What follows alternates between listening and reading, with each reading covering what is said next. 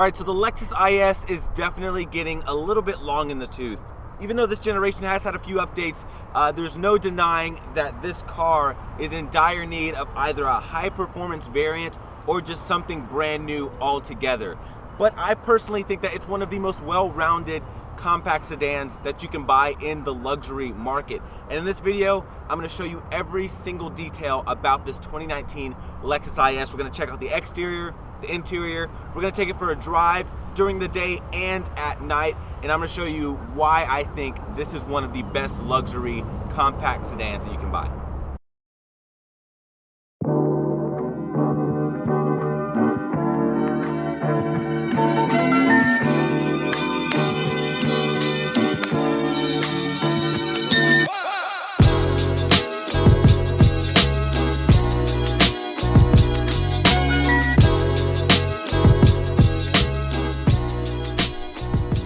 All right, everyone, so this right here is the 2019 Lexus IS 350 F Sport.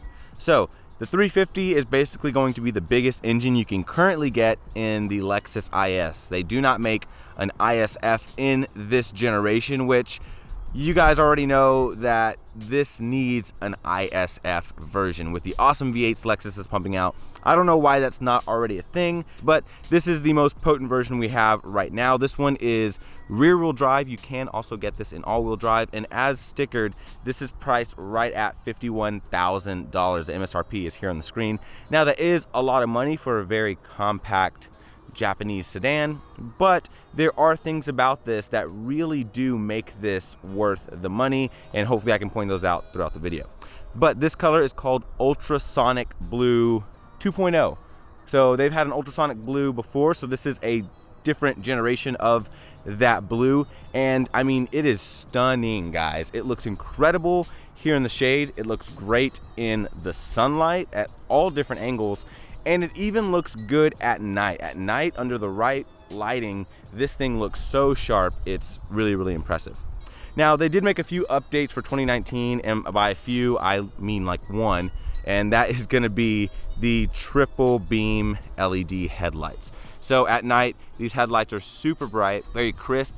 They really give this vehicle a nice presence. They look incredible, and of course you've got that checkered LED that's gonna be located separate from your other headlights, and I think that was a really nice design cue right there. Other than that, you guys can see you've got your spindle grille, which is famous with the entire Lexus lineup. You either hate it or you love it, but you are going to have your big Lexus symbol right here in the middle, so that is going to house a lot of your cameras, radar systems for your adaptive cruise control. You're going to have some functional air intakes right here and over here that are going to feed to like the brakes and push air around the vehicle, create a nice air curtain, things like that. Then as you come up, you guys can see the hood has some nice lines on it. It looks really good. I still think this is a really beautiful looking vehicle overall. One thing I really like about the IS, especially when you see it in person, you don't realize how small the greenhouse on this vehicle is. And here's what I mean by that. So if I zoom in just a bit here, so you can see this line coming right here, and you can see all of that sheet metal you have going around the window. So when you're sitting inside and you look outside the window, you can actually see the side of the door. So you do sit in pretty well, and of course it does the same thing on both sides. So it really makes the car feel and look a lot wider. All right, so coming off to the side of the vehicle, if we take a look at the wheels, I love these wheels. I think they look really, really sharp. They're gonna be 18-inch wheels. They're wrapped in Bridgestone tires. Now, this does have a staggered setup, so you guys can see it gives it that nice stance. And you're gonna have two 25/40s in the front, two 55/35s in the rear. As you come a little bit closer, you are going to have your F Sport badge right here, if you guys can see that. So as we come up to the profile, I love this line here in the back. It's gonna swing up, skip the wheel, and then continue right there in the rear area of the vehicle. So as we move back to this area, that trunk starts to look a lot more aggressive. And no joke, right here, you guys can really see where they got a lot of design inspiration for the current Supra. So this right here really reminds me of the current generation Supra. You guys can let me know if you agree or disagree by voting in this card right here. But it definitely looks very super-like, especially the lights, especially the trunk. Even this line right here, if this line were to protrude out more, you have a 4-door Supra for sure. Now, as you come to the rear, you are going to have full LED lights back here. They look great at night. It's got this really aggressive look to it at night. It almost looks like a Lexus L, but it kind of frays out in the middle as you get closer towards the Lexus symbol. And I think overall it looks pretty good. All right, so here's your key for the Lexus IS.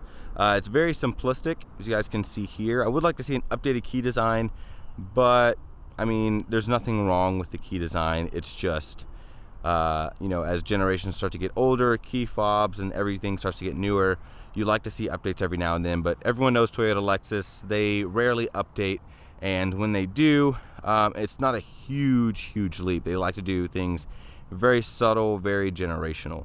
So you do have a lock here, you've got your unlock there, trunk release, panic, and then you've got your Lexus symbol there in the back, and there's a key hidden within here to get into the vehicle if this dies or if the battery on the vehicle were to die. So of course you can get in using this, just lock and unlock just like that. But if you come closer to the door, you are going to have touch sensitive areas right here. So you have this little indent right at the top that's going to lock, and then you do have a touchpad behind the door handle that's going to unlock it. All right, so once the door is open, the first thing you're gonna notice is this beautiful red leather right here. It's absolutely gorgeous. So if I get a little bit closer, you guys can see it's got a really good amount of give to it. Hopefully you can see that. So it feels really great when you rest your arms on it. You've got some contrast stitching there at the bottom. Up top, you are going to have soft-ish touch plastic. It's got a tiny bit of give, but it's not super soft. Then down here, pretty softer plastic. You got a decent amount of cubby space right here. You have a speaker there for your Mark Levinson sound system. One interesting thing though is right here on the door, you've got this really interesting, like almost brushed aluminum look. It is going to be plastic, but I do think it looks really good.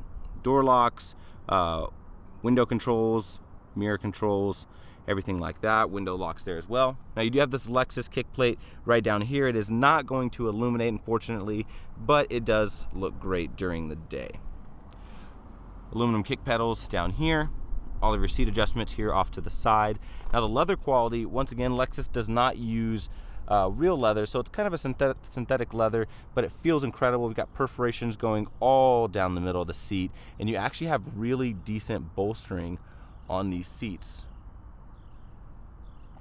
And I love the color of these seats. When the sun hits it just right, it really does look incredible. But let's go ahead, hop in, and we'll check out the rest of the interior. All right, so let's go ahead and shut the door on the Lexus IS.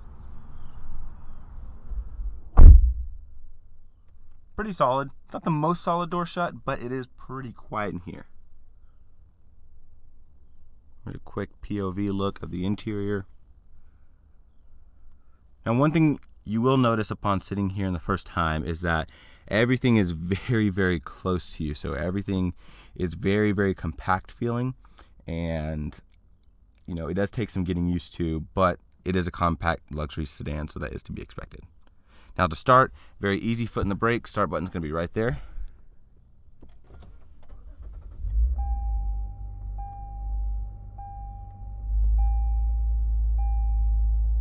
And that's it. All right, so once the vehicle is started and you're sitting in the Lexus IS, now obviously the first thing you're gonna gravitate to is this steering wheel right here. So I love this F-Port steering wheel. It's really traditional. It's really small, which I like. So it does have that sporty feel to it. You got some nice grip extensions up here. The leather quality feels great. F-Sport badge right down here. Now you're gonna have paddles for your 8-speed auto. They feel a little plasticky, so you can hear that. Not the greatest feeling.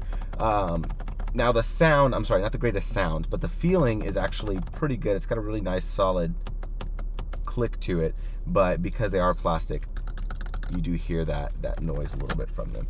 Now, if you come over here, one of my favorite buttons to push is this button right here. That's because this screen here, when you push that button, that is going to make the screen move left and right. That is one of the coolest things. If you guys have never seen the screen setup, this is actually taken straight out of the Lexus LFA supercar. First debuted on that vehicle. They used a full digital tach because that car revved so fast that you could not use a physical needle. It just wouldn't keep up. So they went with this option. Obviously Lexus wouldn't invest that much money on this sort of tech at that time to just put in one vehicle, so it trickled down to other vehicles, and so now we have it here in the IS. That is one cool thing about flagship vehicles. We eventually get that technology in the lower, quote-unquote, end cars. Above here, you just have some leather padding. You don't have a head-up display, which I do wish this had. It's one of my favorite features in modern vehicles. It's just so helpful when you're driving. But as you move over here, you've got this beautifully integrated screen here. I actually love the way Lexus's screens are integrated into the dash. It makes the design of the dashes feel very interesting, and it's really satisfying. It's just deep in there, and it's tucked away neatly, and it's not just sticking straight up like a lot of manufacturers are doing nowadays. But the colors are decent. It's not the most like high definition form of graphics, especially not compared to what's on the market now. Not by any means, but it does look really good. Now, the newer generation Lexus vehicles do have an updated screen with updated colors, graphics, pixels, and it looks a lot better than this. This is still a little bit grainy. As you come down, you've got your clock here. It does illuminate at night, so that looks really cool. Then you've got your HVAC controls, so all of your AC controls, and you can actually slide up and down on this to adjust the air, which looks really neat. Then you've got a CD player right here. Of course, Mark Levinson's surround sound system. If I move this back a little bit, you are going to have your heated and cooled seats, heated steering wheel, and then of course heated and cooled seats for the passenger as well. Now, as far as your shifter, it's a really nice shifter. It's got some nice leather and aluminum accents on it, which look really nice. And then you're going to have some red stitching here with your leather shift boot. If you put it in reverse, you have your backup camera that comes up here on the screen. Your rear sunshade is going to go down, and you don't have the greatest view here. You don't have a 360 view or anything like that. You just got an okay, sort of very contrasty view here, and it's a pretty weird angle. About at least 20% of the camera is the rear bumper of the IS. So I wish they positioned it differently, and I wish that they had a little bit higher quality graphics, because that does help whenever you're reversing. Of course, you put it in park, it goes away. You've got this here, which I hate. There's one thing I don't like on Lexus vehicles, and that is this. Whether it's this or the touchpad, I'm not okay with either, just because they're not easy to operate. There are plenty of vehicles I've been in that have this system, or this sort of setup, or the touchpad setup, and the operating system itself is what makes it what it is. Now, with the Lexuses, especially with the newer ones that have Apple CarPlay, Android Auto, this one does not have Apple CarPlay or Android Auto, so you can't use either. And then it's just not the most intuitive to use. It's just not good. I mean, once you've had this vehicle, you'll eventually get used to it. So I've had many press vehicles from Lexus. I'm used to it. Doesn't mean I like it. I just know how to navigate it better than someone who is new to the vehicle. But you've got this nice area to rest your arm, and just the design is thought out pretty well. But once again, it's the software that really isn't doing all of this any justice. As you move back, you're going to have your drive selectors. You have Eco, you can have Normal, Sport, and then Sport Plus, just like that. Traction control, snow mode. You've got your cup holders here, which here's the bad part about this center console design. So the cup holders are to the right, so that means the passenger has nowhere to rest their left arm. I'm the only one who gets arm space, which is in this real narrow area right here. That is it. Passenger, you can maybe rest it on this little area here, but other than that, you have nowhere to rest your left arm. So sorry about you. Lift this up, you're going to have a tiny bit of storage space because of the odd design of the armrest. It isn't the most practical design space. You do have two USBs in there and an auxiliary, but once again, they do not connect to Apple CarPlay or anything like that. One thing I do like, though, for the driver, you do have a area here to rest your knee on, so you guys can see that a little bit closer there. But it feels pretty good, especially when you're a little bit taller like me. I'm 6 feet tall, and because this cabin is a little bit tighter, my knees do hit up against here, but it's nice to have a little pad right there. Coming up, you are going to have an automatic dimming mirror. Has your home link underneath here. You're going to have lights here, but they're not LEDs, which I am a little bit disappointed to see. Your controls here for your moonroof, which I have open right now because it is a beautiful morning this morning in Fort Worth, Texas. Other than that, that's pretty much going to be it for the interior. So let's go ahead and hop in the back seat. Okay, so coming to the back of the Lexus IS. Now, I already have my head sort of hunched down because the top of my hair is definitely hitting. The only way I'm comfortable back here is if I stick my head like back here where this little indent is. But either way, I'm not comfortable back here at all. There's no way I'd sit back here. I'd hate it. So I'm 6 feet tall. I'm sitting behind my driving position. So not only are my knees pushed up into the top of the seat, and that is one thing that's really weird. These seats sit up a little bit higher than the front seats. So where usually my knees would be right around here in the seat, so as you guys can see, it kind of slouches down, or it kind of indents right here. That's where my knees should be, and that's what would give me a little bit more space to relax. But because you sit higher, you can see my knees are literally at the top of the seat. So I don't know why Lexus decided to do that, but they did, and this is what you get. Now you do have a really tall hump here in the middle, so someone sits in the middle here, they're not going to be comfortable. You do have vents back here though, which is nice. You've got 2 mat pockets. My feet can slide underneath easily, that's not an issue, but knee room, headroom is definitely an issue as of right now. Now if I shut the door, I don't feel too cramped. The doors don't come in on me like too hardcore or anything like that. If you fold down this middle armrest, it is nice and softly padded. You push it right there, you got your cup holders that come out, but it's the really flimsy style cup holders. Not something you would feel very secure with, having like a drink with a lid or anything like that. But if you have closed bottle drinks, it's usually pretty okay. And you don't have storage pockets in the doors in the back seat, so that is a negative as well. But other than that, you've got an area here to hold on to, you've got an area here for dry cleaning, and I mean, that's pretty much gonna be it, guys. So let's go ahead and see what's in the trunk space. All right, now coming to the trunk space of the Lexus IS. Now this has 10.8 cubic feet of space, so that actually is not a ton of room behind the rear seats. Now with the rear seats folded down, you have a little bit more. You guys can see that here on the screen, but it's a pretty traditional way to get in. So there's a button under the trunk lid right here, so you're gonna push that button, that lifts it up. Of course, you have a button on your key to unlock it. It isn't gonna be automatic or anything like that. There's a little handle right here. You do have a way to fold down the seats, but you can only do it from the inside. Underneath here, you do have a spare, of course, all of your jack accessories, and you've got, you know, little tethers down here on the ground if you decide to put cargo nets or anything like that in there. It's pretty much gonna be it for the cargo space, so let's go ahead and see what's under the hood. All right, so coming under the hood of the Lexus IS 350, you're gonna have a 3.5 liter naturally aspirated V6 engine. This one makes 311 horsepower, 277 pound-feet of torque. Now, you can get this in rear-wheel drive or all-wheel drive. We have the rear-wheel drive version here today, and this is going to be routed through an 8-speed automatic. Now, that automatic is built in-house by Lexus, so as you guys will see in just a second, it's not the fastest shifting automatic, but it's pretty decent for most people that will be driving this vehicle, and I'll show you why. But as far as fuel economy, it's pretty good because it is rear-wheel drive. You get a little bit better fuel economy, of course, than the all-wheel drive, so that's 20 in the city, 28 on the highway. But let's go ahead and get this IS on the road and see how it does. All right, so driving the Lexus IS 350 F Sport. Now I'm starting off in the most aggressive setting, so I've got it in Sport Plus, I've got traction control all the way off, and I'm just gonna give you guys a solid, let's say 45 seconds of just hooning this thing around. So here we go.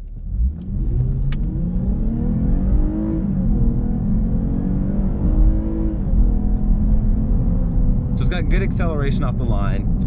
Because it does make its power extremely high up into the rev range, it doesn't give you a ton of wheel slip when you just floor it from a stop. The shifts are good in automatic mode. They shift pretty quickly, but let's go ahead and shift it into manual and see how it does, and let's see how it takes this corner. So, handles pretty well. Woo! All the way up into that 7,000 RPM red line. Technically, it's like 6,800 RPM red line. Now let's talk about those shifts. So the manual shifts are not the fastest. It's definitely not like a ZF 8-speed, nowhere close. It does a pretty good job, but I mean, there's something about it that's just not engaging. It doesn't have any kind of cool backfire noise from the exhaust. It doesn't have any kind of thunk in your back. It almost feels, you see it shift, but you really don't feel it shift, which is great when this is a daily driver. It's fantastic when it's a daily driver, but when you want something sportier, it just doesn't suffice as much. Once again, it's an F-Lite, so understandable, but we just need something better. I mean, this chassis is so good. I mean, like, it handles so well. It really does. I mean, going like 60 miles an hour, you know, doing all these maneuvers, it is so solid. It really is. I'm so impressed with this thing. Brakes are fantastic, so hard on the brakes. It grips pretty well. And I mean, it's a pretty overall solid package.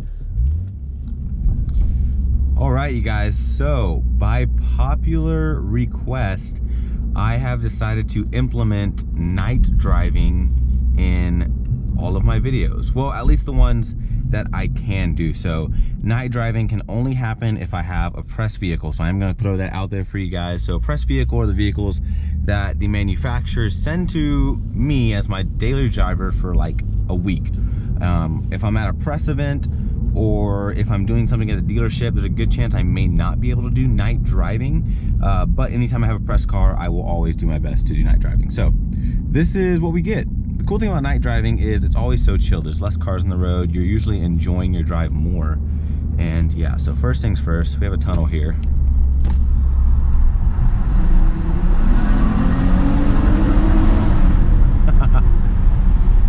So this V6 in this IS sounds really good. I really like this vehicle.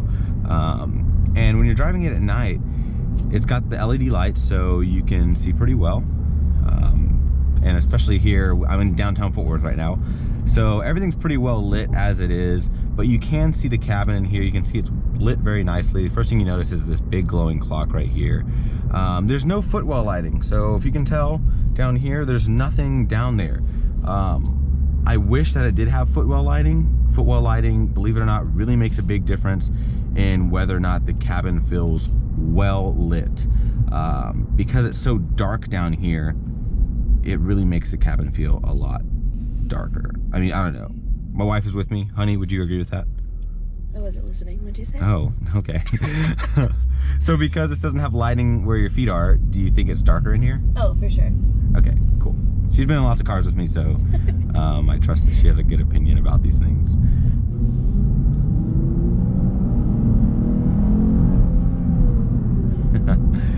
But yeah, it's got a really good sound to it. I really like this thing for sure. And of course, since it does have blind spot monitoring, there's really no one on the road right now, so I can't show you. But if there's someone in your blind spot, it lights up clear as day in your mirror, so you can always tell. So driving at night is more comforting because of that, because all of your systems, all of your alerts are more vivid.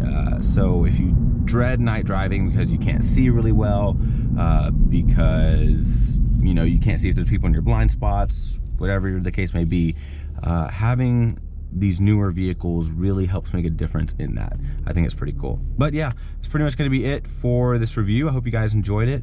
I hope you enjoyed this night driving portion of the video as well. If you did, be sure to let me know in the comment section. You can also click in this top right hand corner. There's a little poll right here. Let me know if you want to see more nighttime driving or less nighttime driving, or no nighttime driving. If you don't like it at all, cool. Also, be sure to like this video if you enjoyed it, subscribe, and I will see you guys in the next review. Y'all take care. Bye.